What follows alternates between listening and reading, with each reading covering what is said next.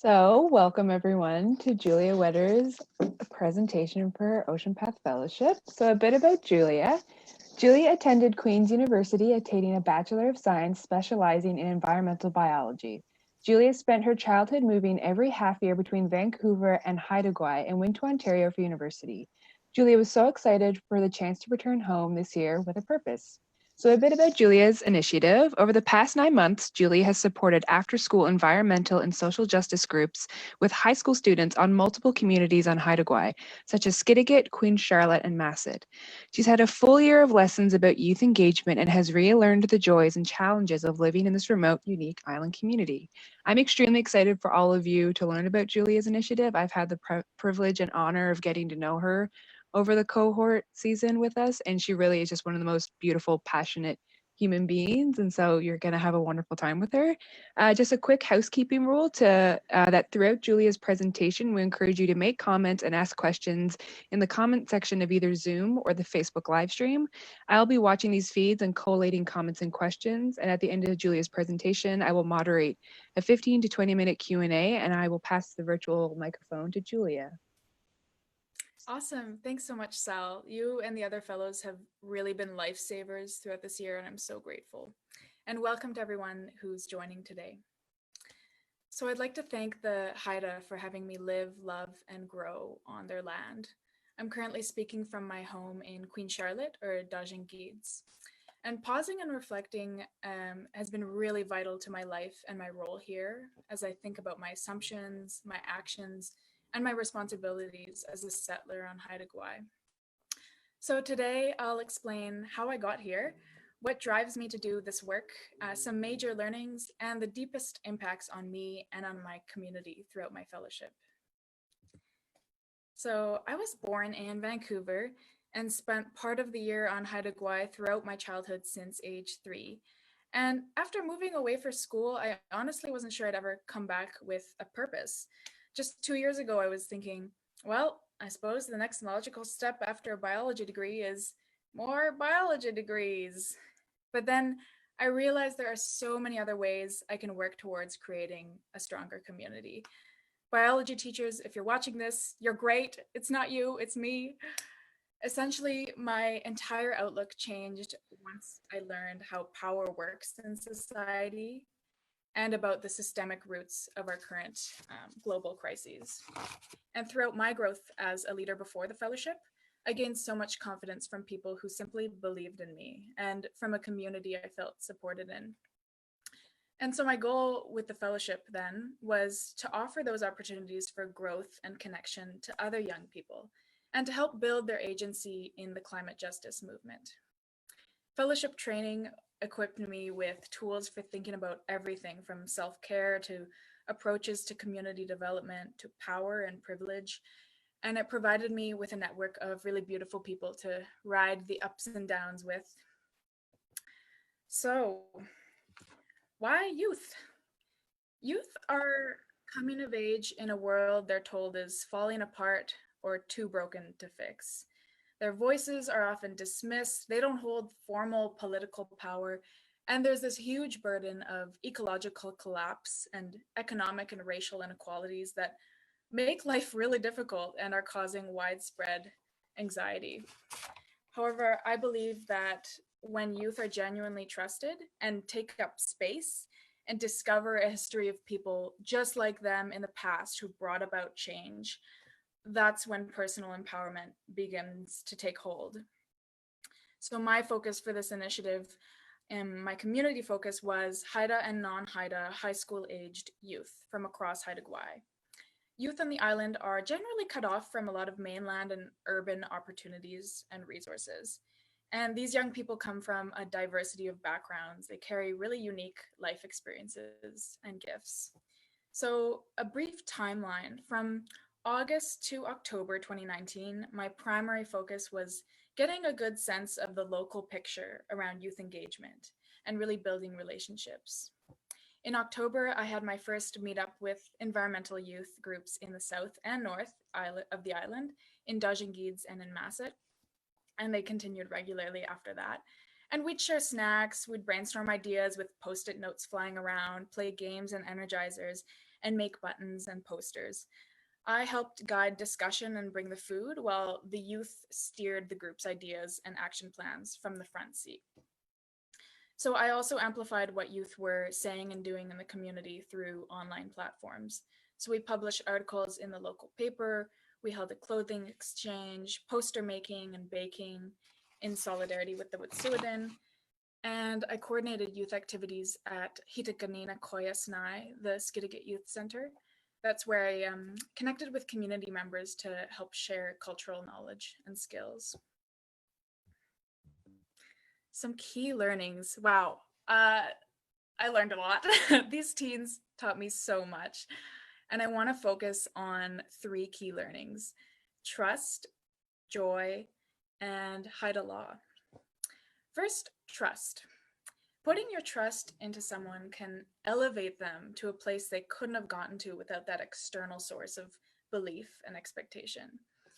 And throughout the year at the Skidegate Youth Center, I'd encourage youth to organize their own events, bring new ideas for teen night, but it was actually a lot more difficult than I thought. From what I saw, the biggest barriers to teens taking initiative weren't laziness or apathy, as the youth trope would have us believe.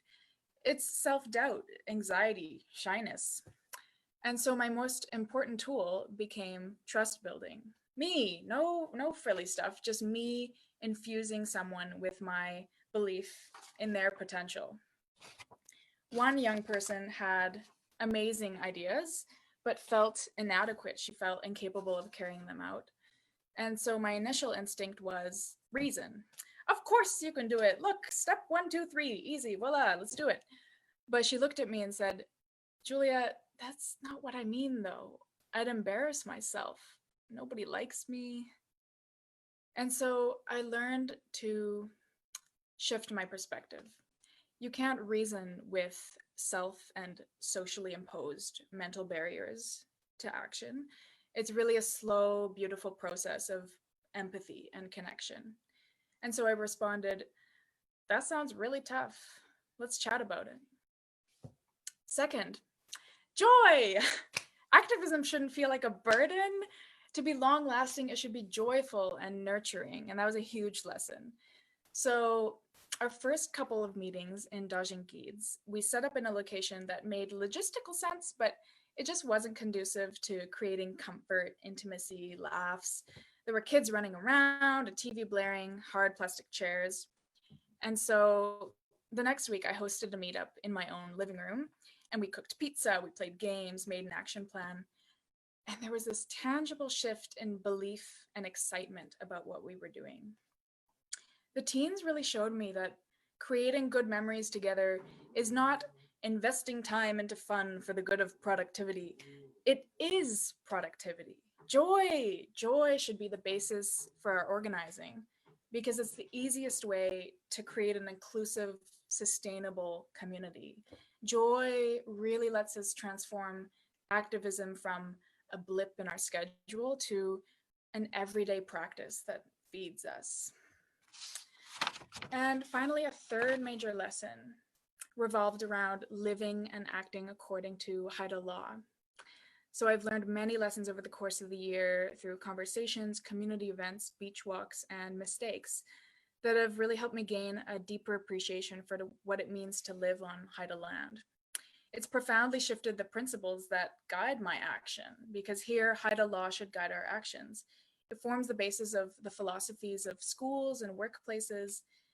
When we listen to the land, the beings, and the laws centered upon yakudang, which roughly translates as respect, we become truer to ourselves and our community.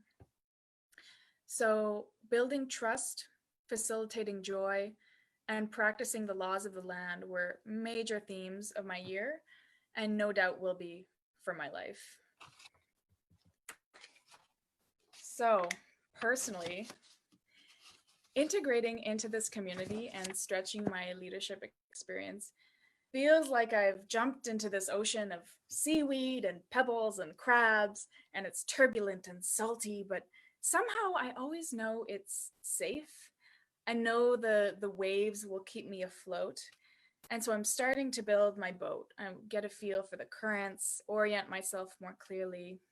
I've capsized once or twice, but each moment of emotional burnout or social faux pas helped thicken my skin and show me the boundaries of my maritime navigation, if I can keep milking this metaphor. For the first time, I can both articulate and practice my values. It feels great.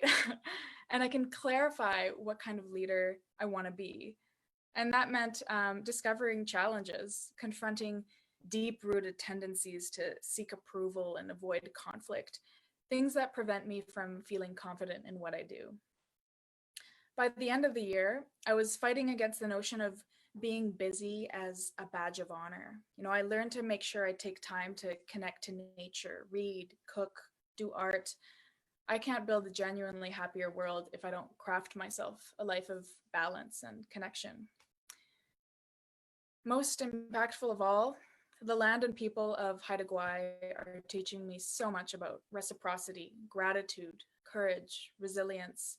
There's a rich history of resistance against injustice here, and there are so many exciting community projects on the go.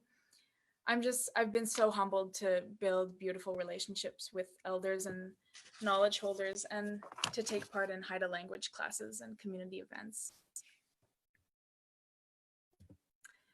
So looking at impacts on my community, my youth, one young person wrote me something that made me tear up. She let me share a piece of it. Let me fetch it.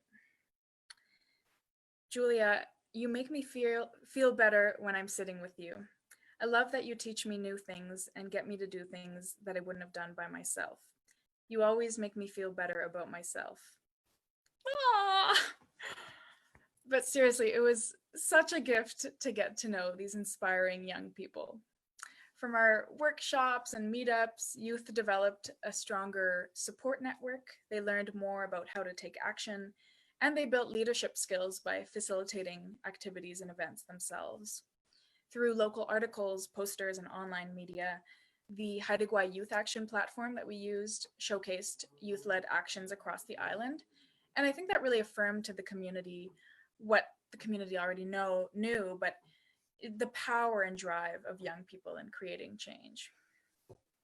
Another thing I hoped to help youth see is that we're constantly fed this narrative of a single leader to save others, an ultra talented being, a genius.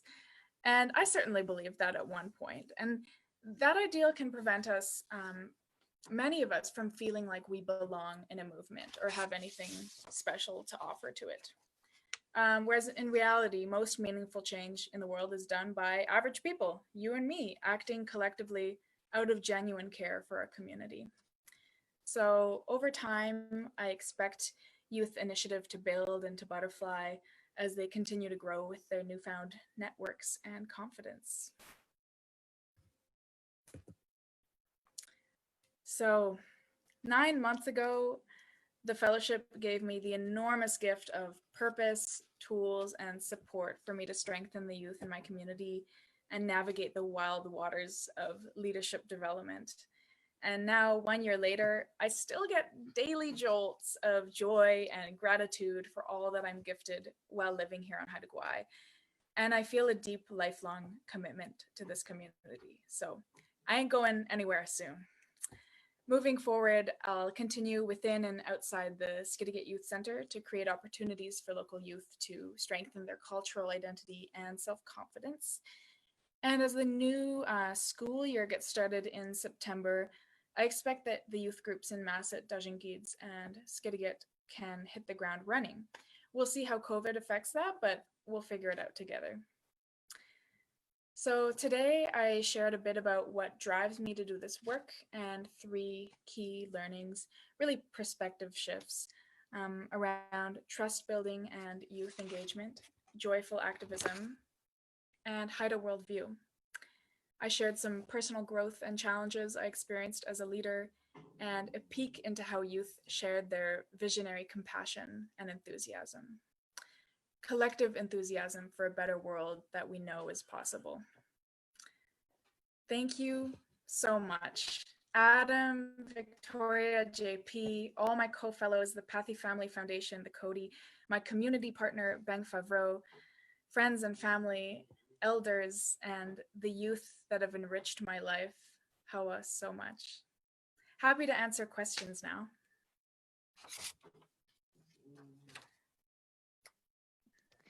Thank you so much for that presentation, Julia. That was so beautiful, and I could not stop smiling the entire time.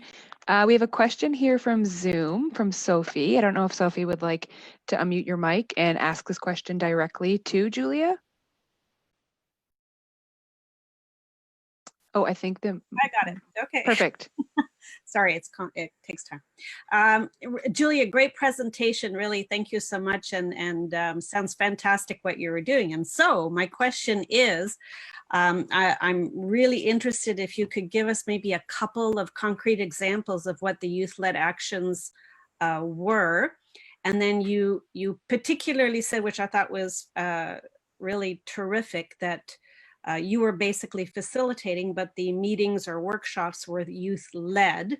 And I was wondering if you could just give us an example of what you meant by that, by explaining how it was actually led in effect. Mm-hmm. Thanks for your question. And sorry, I missed your name. Was it Zoe? Anyway. Sorry, no, it's okay. It's Sophie. I'm the executive director of PFF. Oh, great. Okay, thanks for your question. Yeah, so a couple examples of, so first I'll talk about my role in the meetings. And that was something that I thought a lot about pre-fellowship and during the fellowship, was how do I make this really embody the principles of community-led development? That's where I'm not coming in as an outsider and asserting my ideas of what I think should happen, but I'm really supporting leaders that already exist in the community and allowing them to flourish. So how I pictured my role in meetings was logistical support in helping book the rooms or organize what time works for everyone, bringing snacks, things like that. But during the meeting itself, over the course of a few sessions, youth really started to take ownership of the space and facilitated the discussion themselves, or brought ideas for the energizers. And if I was to facilitate a discussion, for example, with chart paper and post-it notes, I was the one offering the platform for other youth to have the discussion, really. And so an example of something that came out of that was the idea for a swap and shop, a clothing exchange that we did in Masset in November.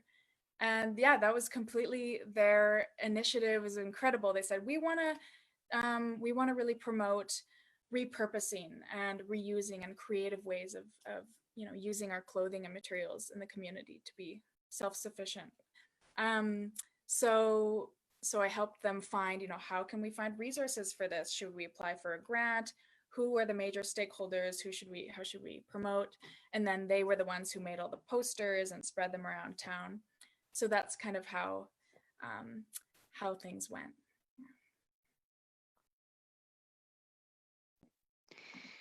Perfect answer to that question, Julia. So we have another question coming from the Facebook live stream, and it's coming from Jessica Franco. And she's asking, what social/mental barriers to action have you overcome this year? Oh, what my own social or mental barriers to action? Yeah, that's a great question.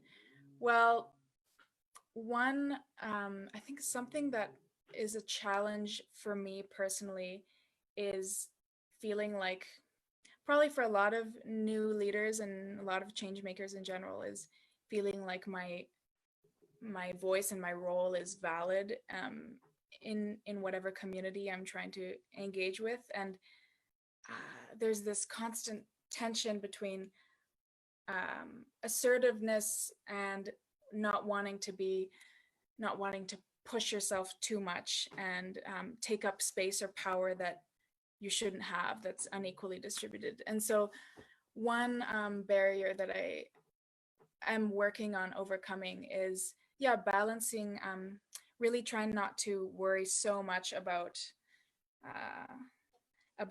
images that people might have of me, or my own self-constructed ideas of my vanity or things like that. And then making sure that I'm coming in with humility and confidence, both in the same wavelength. If that makes any sense. Makes absolute and total sense. And so we have another question coming from the Facebook live stream. It's from Misco McGregor. And Misco is wondering, how was living on Haida Gwaii, according to Haida traditional laws, impacted your views on allyship?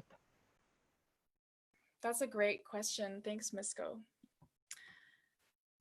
Oh, wow.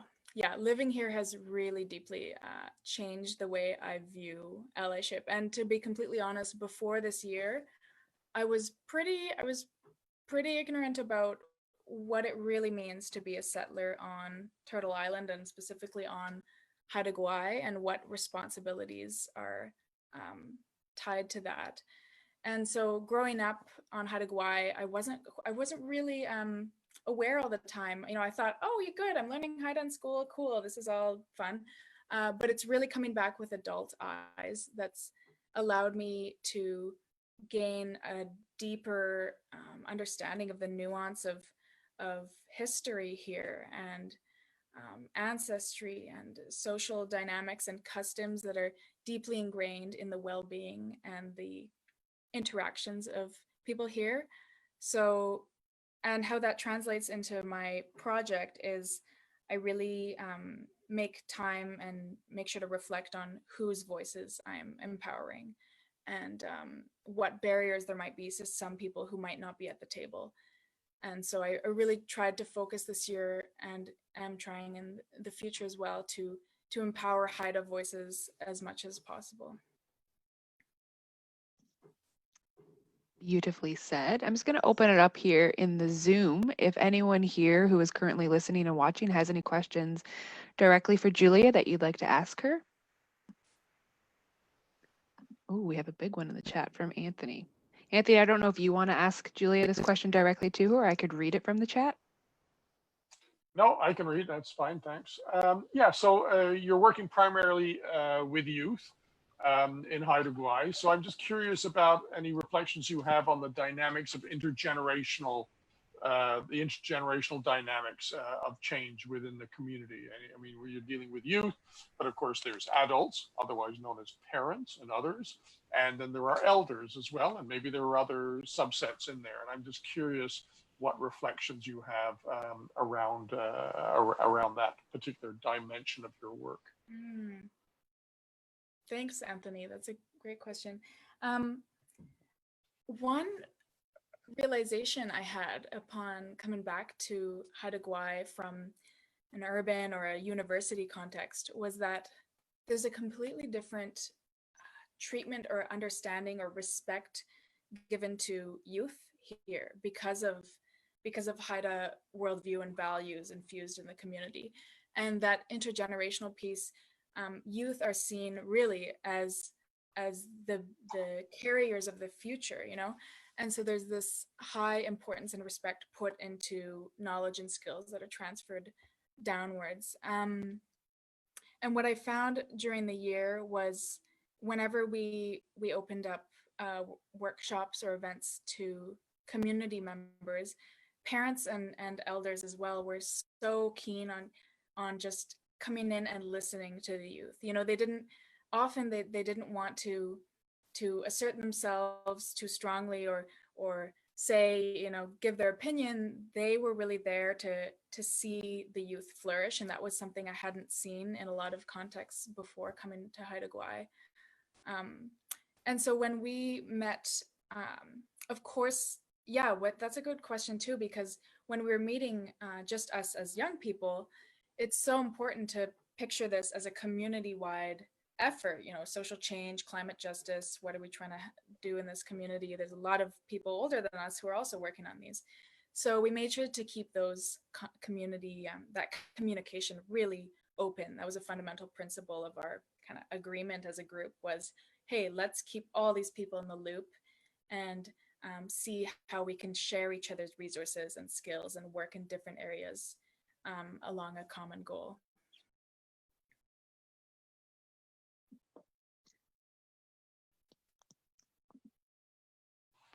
Beautiful answer to that. Is there anyone else here in the Zoom? Oh, there is one coming from the Cody Institute. Is this Gord? Because if it is, you're able to answer, ask Julia that directly, or I can read it Yeah, here from the sure. screen. Thanks, Perfect. Julia. I just was wondering if you could just think back, and that was a beautiful sort of trip through your internship through photos and reflections. But could you think back to an aha moment, maybe at some point something became clear that wasn't clear before, where you just felt, wow, you really saw something differently from how you'd seen it before. And then conversely, do you remember an ouch moment where you said to yourself, oh my God, I'm not going to do that again? Yes, both of those really stick out in my mind. And so I think as an aha moment, fairly small but impactful for me, was my second or third meetup with the youth in Masset. I was a little bit stressed. I was driving to the meeting. I was saying, okay, do I have all my energizers? Do I have the tools? What am I going to say? And so I got to the meeting. I let them all into the room, and we brought out the snacks, and we did a couple activities. We had the meeting, and during our circle debrief at the end, I opened up the space. We just talked about how could meetings be better in the future, what rose, bud, thorn, and the youth themselves were so honest and reflective, and said, maybe things like, maybe we should put our phones in a box so that we're not distracted by them. Maybe we should move around more next time. Maybe this, maybe that. And it was so fantastic to just realize, oh yeah, like the youth really know what's up here. They know how to create a fertile, compassionate environment for building genuine relationships. And I don't need all these extra tools, and I don't need to over stress about the techniques I'm going to use, as long as I present myself authentically, and I engage in that, with them, and open up that space for them to also shape how the meeting's going to be. That was a real moment for me. The ouch moment. Oh, which one should I choose? Okay, I'll choose one that actually, well, it was quite intense. It was in February. Actually, no, I'll share, sorry. I'm going to share one near the start of the year. So this was when I was still trying to get used to youth engagement and wondering, how do I reach out to these kids? And so I went to the high school, and this was before anyone in the high school really knew me. And I did a school-wide little presentation. So they were all in the assembly in the gym. And, I gave my little pitch for these environmental groups, or the fact that I was here to support if any youth were interested in organizing. And there were crickets. I didn't get too many reactions, and I wondered, oh man, I got this, high school, this familiar anxiety again. But I learned from that, in that I can't take the way teens, engage and react personally. Like, you can't do that, or else you will not survive in youth engagement. What I realized as I moved forward is that just building that relationship first is so key, so that they know who you are, that they're familiar with you. And as soon as I got one or two texts from youth to start, showing interest, that really opened me up to the rest of the young people. So it's a good learning experience.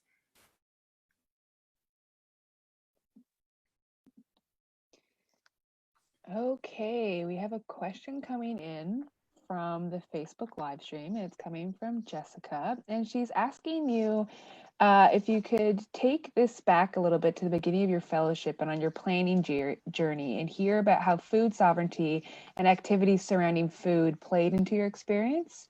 And Jess says she remembers this being a really exciting starting point in your planning back in the foundations for community training. Ooh, yeah. Yeah, before as I was thinking about coming back to Haida, I was thinking about all the community projects that are going on, and which I didn't realize were so rich and varied until I came here on the ground. But food sovereignty and energy sovereignty are key parts of that, which got me very excited because I was involved in food justice organizations in the past. And throughout the year here, a big part of our planning and organizing as crews was talking about the intersection between mental health, food gathering, food collection, food sharing, cultural customs like events and potlatches and dinners and things, and repurposing and making sure that we're making the most of our materials, as well as, you know, what does it mean to connect to the broader movement, the broader climate movement, and show solidarity with other peoples and groups fighting for change. And so food was really a key part of that, because there's so many, you know, there's so much access here to food from the land and traditional knowledge for how to gather and prepare food that's being shared, and that's so valuable to a lot of youth's cultural identity. So so we had a couple of those workshops through the Skidegate Youth Center to help bring us together in those ways. Thank you, thank you. Is there anyone else here on the Zoom platform that would like to ask a question to Julia?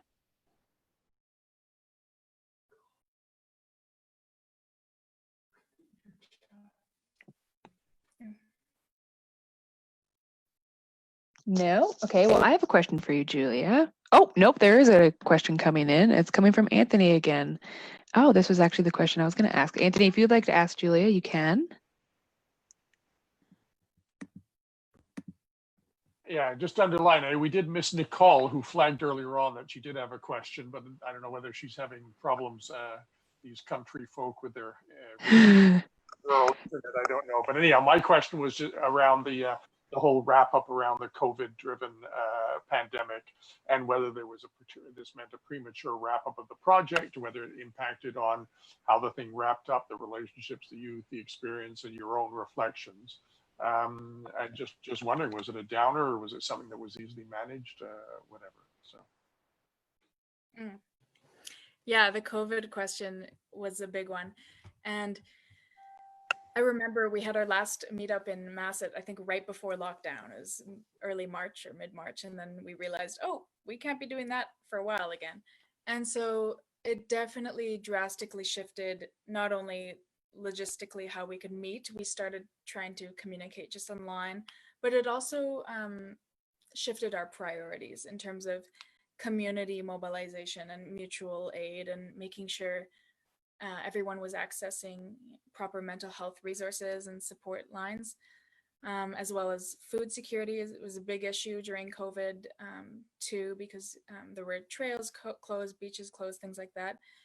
And so it was a challenge as a group, because youth became, you know, focusing on their families and their health and well-being. And I think our primary focus became checking in with each other and just making sure our mental health was up and solid. So the other exciting thing that COVID's provided for us, though, in the last couple months, is really taking this stressful, world-changing crisis and taking it as an opportunity to shift, to think about real-world solutions we want.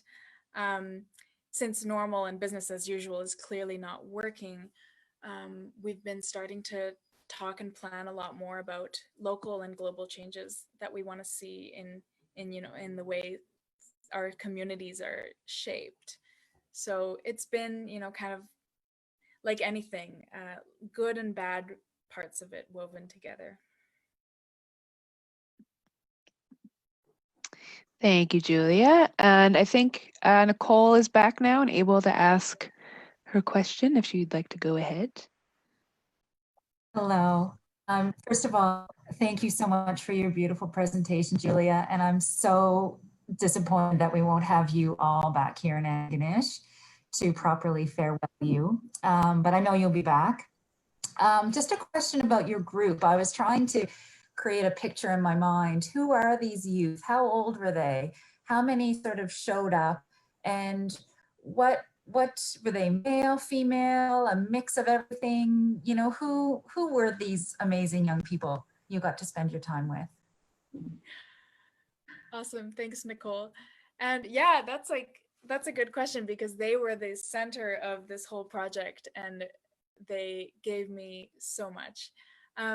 So in Dajangid's, that was about 2 girls first reached out to me who were in grade 11 and 12. So it was mostly older teens that I engaged with, especially in the South. And so we had a little group going there, and it rose to 4 people by the end of the year. And then once I started at the Skidegate Youth Center, it was more one-on-one relationships that I had with youth. And those were Haida youth. And then in Masset in the north, that was the sort of biggest group that we had. And there were generally around nine of us, and mostly female. I think with a lot of social change movements these days, it tends to be female dominated, and a range of ages from 13 right to 18. So it was an amazing mix of ages and perspectives. And then often we had 1 or 2 other community members in the room too in the north, because they've been active in past years as well in supporting youth. So yeah, that's them. Thank you, Julia.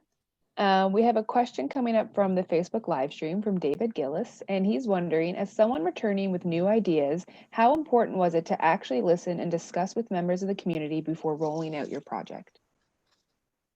So important. Oh my goodness. Before rolling out my project, as you say, I thought, I had in my mind, oh, maybe I'll open up a space and it'll be a public space for people to come, where I can host these meetups, or I can host workshops daily. I had this big ambitious view of like starting a social justice hub. And once I came into community and got to know the context and realized, oh, whoa, yeah. I need to start now with really just taking people out for coffees and diving into what's already happening, who are the major players in terms of providing youth with support and resources, how things work here. There's so many levels of governance that I've learned since moving back here that are different from anywhere else in the world, really. And so that was a solid part of, I mean, it was ongoing throughout my life, throughout my year. But it was definitely a large part of the first 3 months or so was those kinds of community talks and listening and conversations and reading. So helped inform my project so that it shifted from a space more to my role as a support person and as a facilitator, and taking care of the online platform to promote youth voices. Thank you for that, Julia. We have another question coming from the Facebook live stream from Stuart Langley. And Stuart's asking, what was the biggest surprise you had with your project from what you had originally anticipated? I guess I described just now a little bit, probably the biggest surprise. But if I were to think of something else, probably a lot of other change makers or other co-fellows might relate to this, is that we have big ambitions and we think, oh yeah, I can achieve all this. And by the end, we start to realize, oh yeah, it's really not the outcomes and objectives and things I'm going to create that will be the most important piece of this year. it's focusing on quality, on genuine relationship building and building trust with your community, and what you can offer people through those mediums that matters the most. So I think that's how my understanding, my definition of failure, things like that, how I evaluated my own self and my own performance really changed throughout the year. Wonderful, wonderful. Is there any other questions coming from the Zoom platform that you'd like to ask Julia?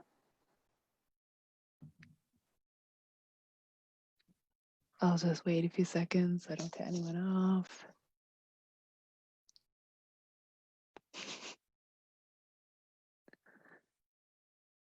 Well, I have a question, Julia. What would you say was like the biggest personal, like as during your personal learning journey throughout the fellowship, what would you say was something that you came out at the end of this that you didn't expect to grow from? I'm going to take a couple of seconds to think about that. Of course.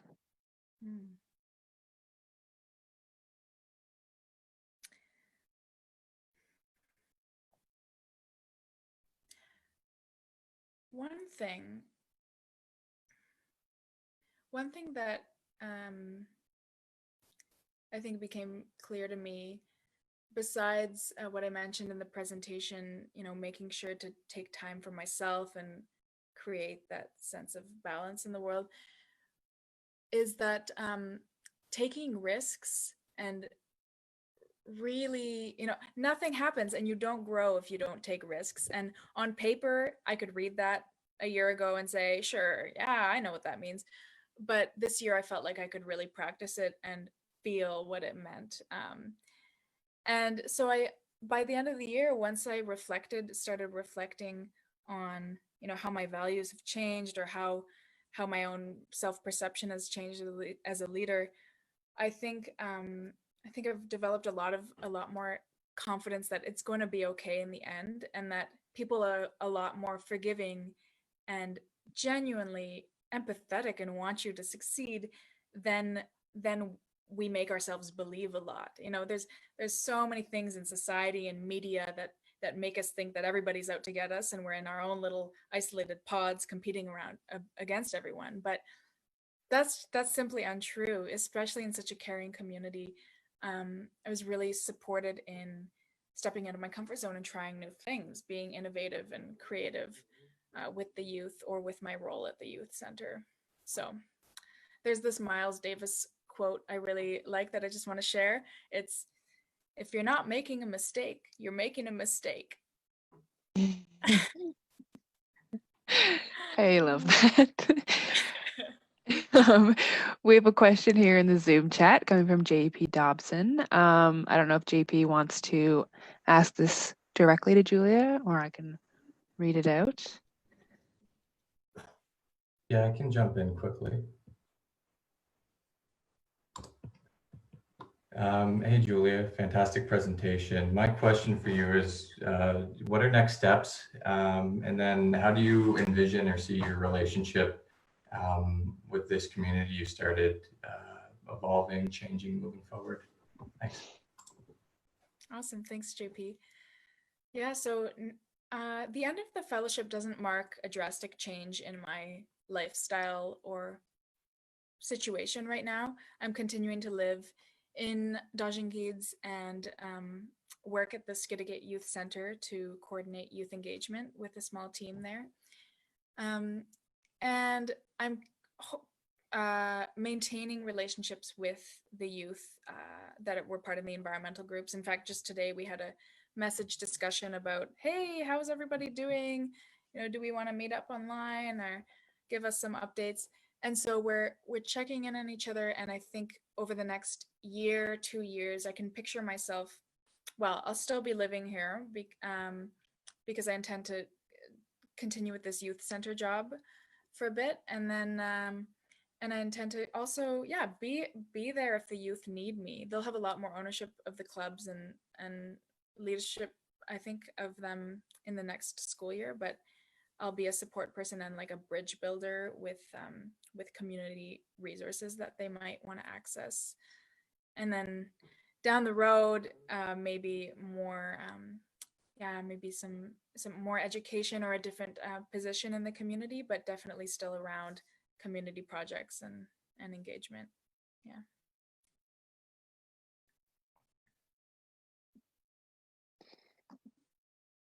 Okay, perfect. So I think we're coming towards the end of the presentation. I don't know if anyone else has any quick last minute questions. But if not, thank you all for coming to this presentation. I have been enjoying every minute of this. The questions have been so good, and we've really been picking Julia's brain apart. So thank you, Julia, by the way, for showing your passion for what you've done over the past 9 months. And thank you for letting us in and being so vulnerable to everyone here and being honest with your answers. So if that's it and no one has any questions left, I think we're going to wrap it up. Thank you again for you all tuning in. It means a lot, especially during these times. You know, I think we're missing being home in Antigonish, but this is still making do. Thank you so much, Sal, for the superb moderation and introduction skills. Oh, you were so welcome. Thank you for everyone who joined and watched today. And of course, to my community who enriches my life beyond belief.